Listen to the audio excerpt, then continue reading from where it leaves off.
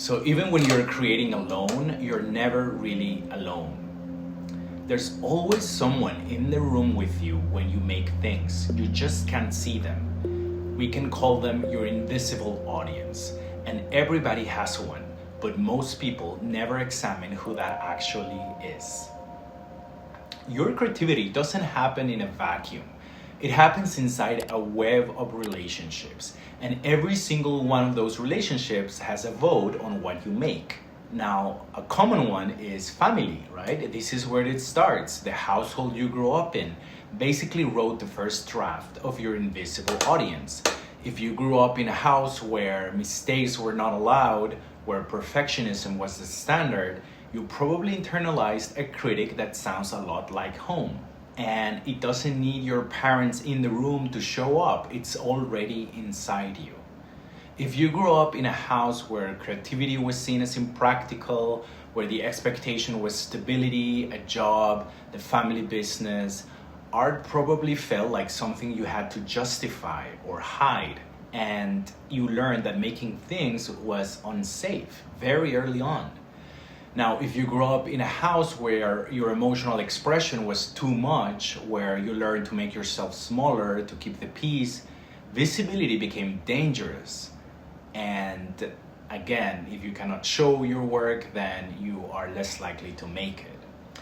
Even with friends, when you grew up, you found your people. The friends you want to impress, the cool ones, the ones whose taste you respect. Their imagined reaction can sit in the room with you while you work without you even noticing. The people you went to college with are a specific kind of invisible audience because you started at the same place, you share the trajectory, and it feels like a measuring stick for you, even if their path has nothing to do with what you're trying to make right now. Even if you haven't spoken to them in years, you're still performing for them sometimes. And the people in your field are their own category, right? This is comparison with teeth because they're close enough to your world that their success feels like evidence about your potential. You went to the same school or you make similar things, and somehow their wins feel like your losses, even when rationally you know that's not how it works. And then of course we have social media and the imagined world. And this is the kind of audience that you haven't actually even met. The people you follow, the creators you admire, the standard setters, the ones whose work shows up in your feed and it recalibrates what you feel it's possible or desirable or even worth making for you.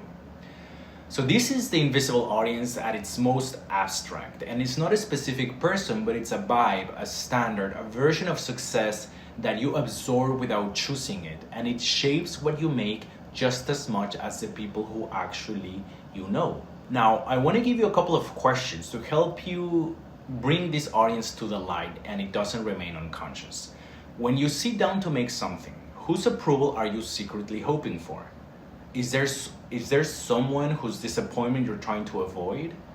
Think of a relationship that makes you feel expansive. Do you make different work around that person?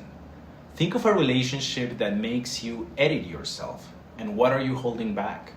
Is there someone you'd never show your work to? And why? And when you imagine your finished work out there in the world, whose face do you see first? The more unconscious the audience, the more power they have over what you make. And you can't correct for something you haven't named. Now, I want to talk a little bit about my own experience in different works of art I've made.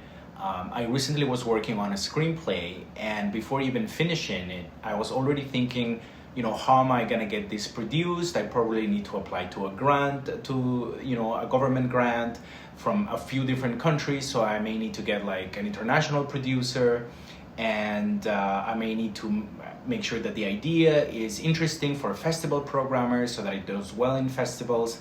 And I was just like immediately thinking about all these people, like executives and like festival programmers who they became sort of like my audience. And slowly but surely I lost complete interest in the project because it was not coming from myself. It was not coming from a true place. In contrast to that, a few years ago, I had a heart surgery, And it was really important for me to make a video to help me process it, but also to share my experience and some tips with people who might be going through the same thing.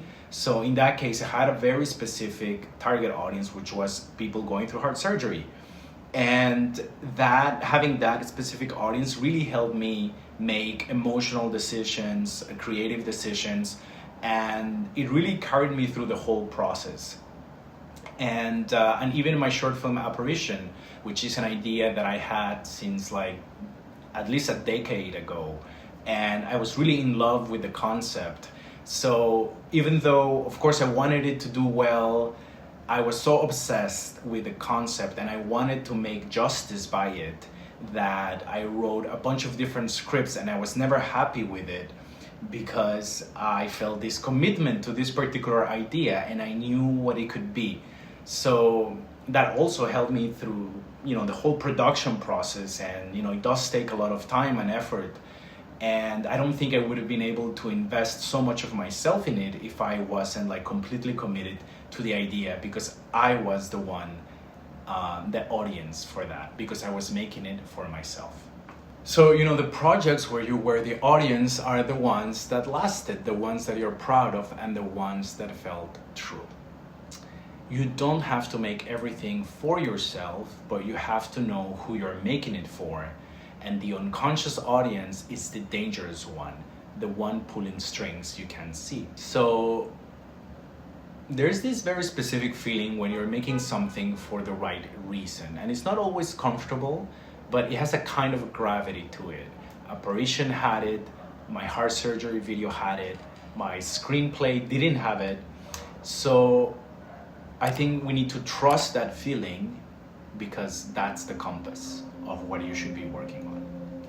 So before you hit record, before you open the blank document, before you pick up the brush, ask yourself one thing: who am I making this for? And is that who I want to be making it for? The most honest work is waiting on the other side of that question.